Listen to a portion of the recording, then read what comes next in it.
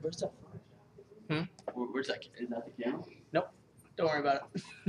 Is it up there? Just stay in this region right here. Can you sign a consent form for this? Or? Right? Tell me. Just waiting for like the last, the late people to come in. Hopefully. Yeah, Catherine. What's the move? Yeah. Sean, camera's over there. Oh yeah. It's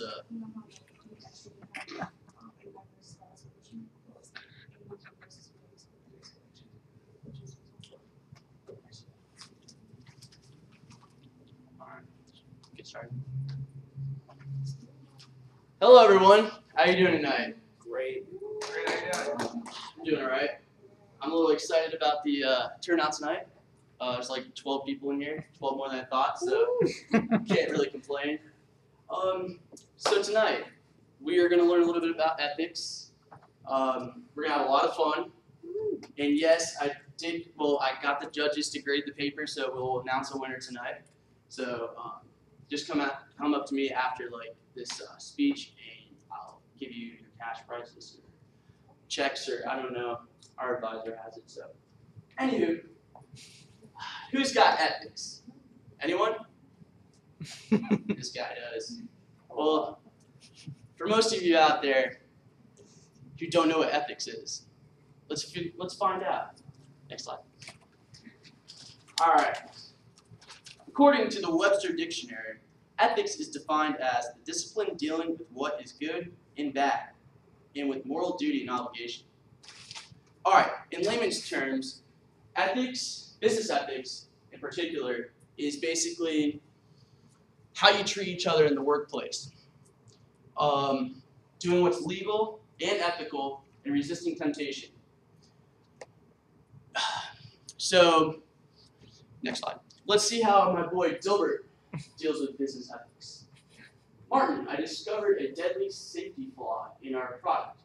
Who should I inform? No one. The stock would plunge and we would have massive layoffs. Your career would be ruined. But my negligence could cause the deaths of a dozen customers. The first dozen is always the hardest. Sorry, it cracks me up. It's my favorite comic. All right, here we go. So here's a diagram for you of ethics to further your comprehension of such a great concept. Actions most people think are acceptable in the workplace. It's a 5-stage diagram of the most common paths you can take when dealing with business ethics. You can go the illegal route, the unethical route. You can go against business policy. Or you could do what's not in the client's best interest. And lastly, does not benefit the client at all. And the last three, the sad thing about this is, people will do these 3 things because they think they can't get caught. They're like fearless, and they don't care about the repercussions that may come with violating, business policy or the client. They're only thinking about number 1. Next slide, please. Here we go. We've got another fancy diagram of how business ethics could, how it affects your life. Well, if you get into the business workplace, you can see that basically every which way ethics is just like, it's a moral mindset. And whether you're an employer, a customer, you're trading weapons, it's a political thing too. Politicians will sometimes do what people want to hear, and say what people want to hear. And I think that's quite unethical, if you ask me. That's why I'm not in the politics. I don't like politics. I don't vote. I don't do jury duty. Basically, I hate to say I sound like a terrible U.S. citizen, but I have great business ethics, and that's the key. Next slide, please. Enron. Anyone know about this scandal? Yeah? Would anyone like to share about it? Yeah, me neither. But anyways, business ethics are Enron. When people hear Enron, they think a colossal, how do I say this? People think negative thoughts when they hear Enron. Because what they did to their employers was a little messed up. I'm not exactly sure the whole story behind that case, but I heard it's a big story. Well, I'm just saying how it could happen to anyone. That's what I want to get that point across right there. That you think that, okay, I'm a good, person. I live a great life. Well, no.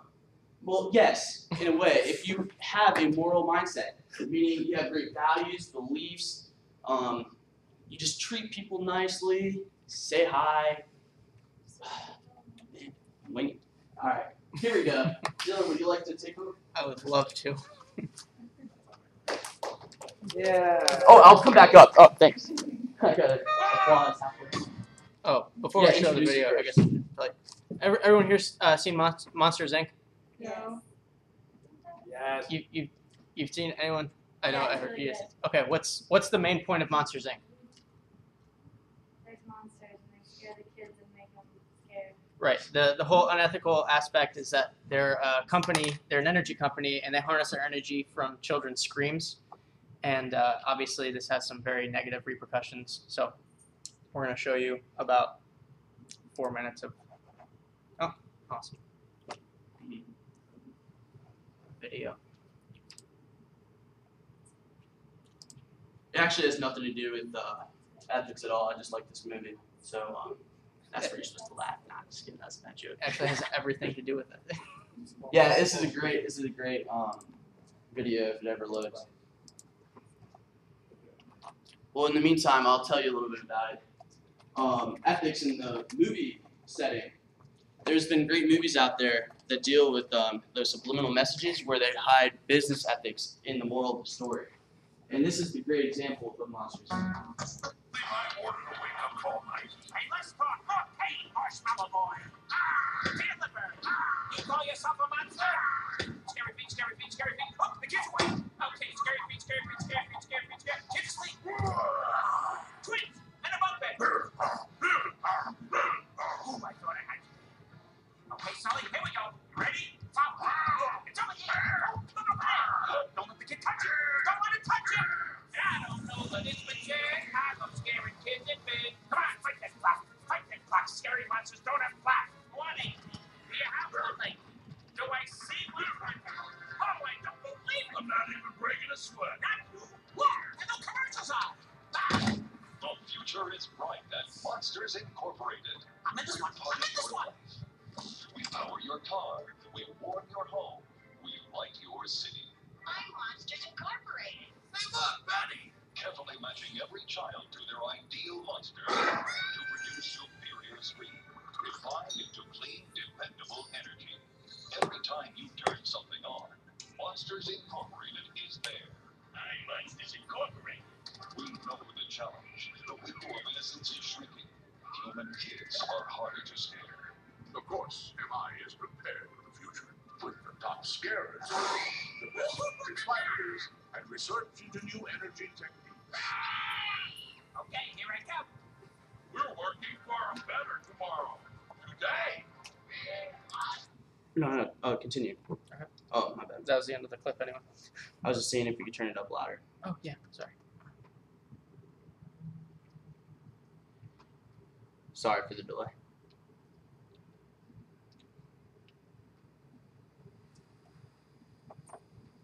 Solid.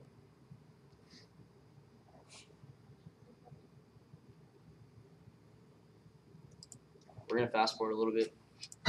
This has gone far enough, James. She's home now. Just leave her alone. I can't do that. She's seen too much. You both have. It doesn't have to be this way. I have no choice. Times have changed. Scaring isn't enough anymore. But kidnapping children? I'll kidnap 1,000 children before I let this company die, and I'll silence anyone who gets in my way. No! Simulation terminated. Simulation terminated. Well, I don't know about the rest rest of you guys, but I spotted several big mistakes. But how did? You know what? Let's watch my favorite part again. Shall we? I'll kidnap 1,000 children before I let this company die. What? I'll kidnap 1,000 children before I let this company die.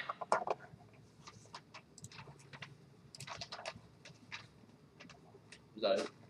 Yeah. Alright. Should just watch the whole thing. Anyway. So basically Monsters Inc. is a company. They have a bunch of scary monsters, like Sully. Anywho. They have these monsters and they scare little kids because their screams. They produce this energy in order to run their city. They use it like instead of fossil fuels and other gas or electricity or anything. They use their screams, and that's you're messing with little kids' feelings right there. They can't go to bed and stuff, and that's not ethical. Not on any world. And the question I got for you guys is scaring a child enough to create screams, does it cause devastating emotional effects, or are the lasting effects of the scared children worth the power generated by the screams? Anyone would like to answer? Alright. Are the lasting effects of the scared children worth the power generated by the monsters? I don't think so, because at the end of the movie, they realize that when you laugh, it turns even more electricity. That is correct. Just by switching to a new form of electricity, then it's ethical. Yes, they were thinking too narrow-mindedly. They didn't see the whole big picture. And when you do see the whole big picture and there's different ways to go about things and different options, you realize, you can be more ethical. And their motto was, we scare because we care. But after they realized they can make kids laugh and generate more energy, their motto changed and the world was a lot better place. All right, next slide. All right, here we go. Scenario time. Go ahead and get into groups of 2. Yeah, you can sit where you are right now. We're just going to pass out some ethical scenarios. You're just going to read the scenario, pick the most ethical decision. If you'd like to talk about it amongst us, you can totally do that. If not, I totally understand. All right. These are really good. I hand-picked them. Hand cut them too. Ethics is my anti-drug for sure. Did you ask the team? Hey, John. Yeah, I said about this. I see you don't want to take part. There was a spot.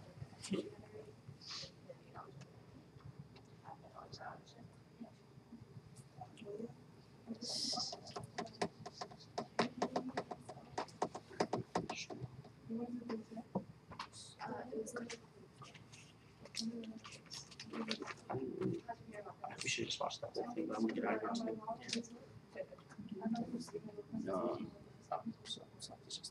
Yeah. No, it's yeah, that's what it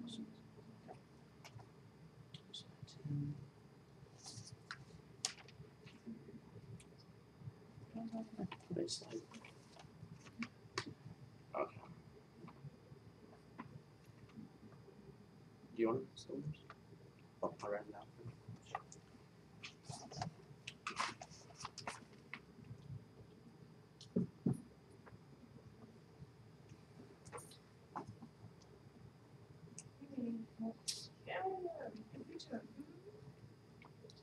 Would anyone like to volunteer to read their scenario aloud? Huh? What? Okay. Mine's called Lazy President. John accepted the nomination for president of XYZ Professional Club, thinking that he wouldn't be elected. He was. He didn't have much interest in the organization. The student organizations weren't very important on campus anyway. He knew that the treasurer and the vice president would work hard. and it wouldn't hurt his resume to include a leadership position like this. So he decided to show up at meetings. He would do what he was asked to do. It didn't take long, though, for the other officers and the advisor to figure out that the president intended to be a figurehead only. What should the advisor do? The officers? What do you think? We said they should fire his ass. I mean, we said that we should impeach him. Impeach? Impeach. Much better. Yes. You guys all agree? Yeah. Just get rid of him. Anyone else?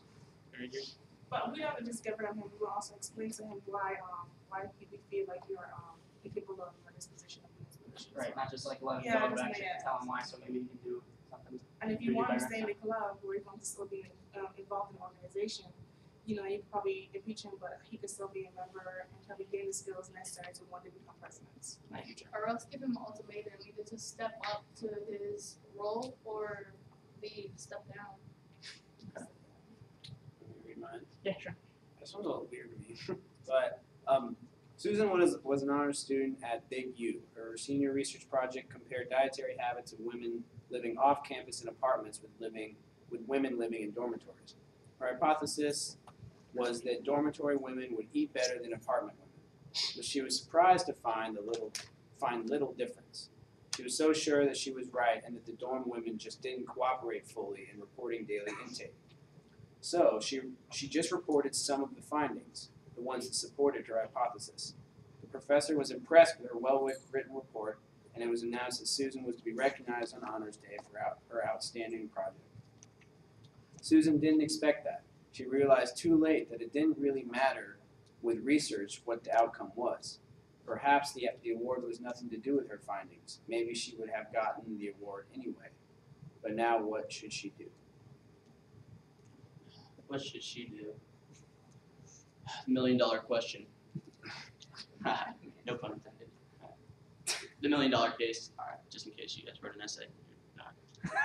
All right. So what do you think she should do? I mean, I really don't know, because it doesn't seem like she benefited much in the first place from being unethical. She's just getting recognized. You know, I don't really. It's hard for me to kind of tell, because then it seems like if she was to tell the professor that she had done this, then she would just get, reprimanded. But I guess that's the nature of ethics. I don't know. Someone help me out. I would it's definitely unethical, because if you take it to a larger scale, yeah, her project didn't have much importance within its context in the university. But if you're looking at a pharmaceuticals company and they're changing studies to get FDA approval, that's a huge liability for them that causes lives and also legal costs once the government gets into it. Mm-hmm. So I think you always have to want to look at it as, even though it might be a small situation, you want to look at it on the largest scale it can possibly be on, to kind of see the major implications. While it may not affect you, mm-hmm. just to be able to see what possibly could happen if people take it one step further. Right. Who had the, and thank you, that was really good. Who had the homework one? I think that one really applies to all of us here, students. Did you read that the one? last one, and then Sure. we'll move on. Kyle and Aaron are roommates taking a calculus class together this term. The professor encourages collaboration on homework. Because Kyle finds calculus much easier than does Aaron, Kyle almost always ends up doing the work first, poring over the complex problems before they meet. Aaron then relies on Kyle to explain the problem to him, showing him the approach and the homework he plans to hand in. Kyle now feels that Aaron is taking advantage of him. Should Kyle demand that Aaron do more of the work, even if it takes him twice as long? If Aaron doesn't do his share of the homework, should Kyle stop their joint homework, or even tell the professor that the way it worked out, Aaron just copied his homework? Yeah. So, more of that lesson is just don't do homework. What? Because I know, I found myself in that position a lot of times, more in high school than in college. But trying to partner on homework with somebody, and then on more than one occasion, you end up being the one to do the majority of it, and the person ends up copying you. But if that person's your friend, it's kind of hard to, bring it up to them like, hey, this is messed up. You need to step it up. So I still struggle with that one actually. So we'll go ahead and announce the winners of the essay competition. These, by the way, Is everyone excited? Yeah. This is why you all came here. I know it. Yes. These were not picked by the students here. These are actually picked by the judges who were A professors. three-judge panel. Third place was Josh. So Yeah. All right. This is and second place was Pierce. nice. And first place was Brandon. Yeah, guys. Yay. What's it doing? Yeah. Thanks everyone for participating. It meant a lot to me. We only had like 8 or 9 essays. All right. Thanks a lot. Catherine wants to say something. Oh, Catherine wants to say something. Yes, Tom mentioned it before, but we are all officers within Students in Free Enterprise. We're an organization that promotes people, profit, and planet throughout the College of Business and the university. And we're actively recruiting new members. So if you guys come out tonight, you like what we're doing, you want to expand on it, you want to come up with your own project to help fulfill any of these 3 requirements, we'll be having a meeting after our regional competition this weekend, getting some new blood and some new members in, and then start planning projects for the next year. So we have exciting stuff going on. We do stuff like this every single week. And thank you for coming out. Yeah. All right. Sweet. We're almost done. No, wait. Go back one. You can do that too. All right. Well, anyways, back to the whole site thing. It's like a great opportunity to meet with like Fortune 500 companies. Basically they have good business ethics, and that's why they're so well known. Like they don't look for profit all the time, or revenue, and just like making those tough, crucial financial decisions that would help their company. They actually like think about it. Like how would we look? Would we look bad to everyone else? Would we look bad to everyone buying stock? So they look at it like that. And again, just remember, big picture. There's repercussions. All right. So, anyways, thank you. This was short and quick. If you won something, please stay after. Sorry for no food or anything like that. But yeah, again, thanks. It was awesome. Can the winners Exhausted. come for a picture? Can you put on the first slide, please? I want that as the background. you have big checks? Oh yeah. Bring them in. Here, you guys come stand by this. Can you put it full screen? Oh, yes, sir. You guys just want to stand here. So, you were the first place winner, second, third? No. You're first. You're third. Yeah. Oh yeah, backwards. So third, second, first. So you guys stand together. Pop in the picture. Is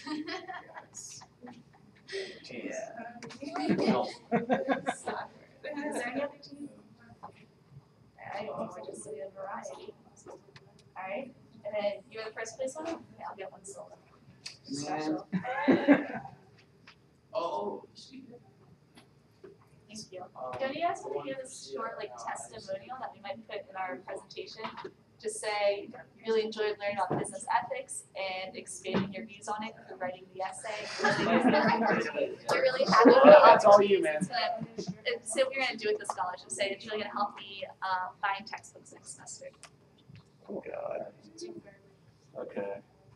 I can feed it to you without my voice. Let me think about it. Or no, I gotta test.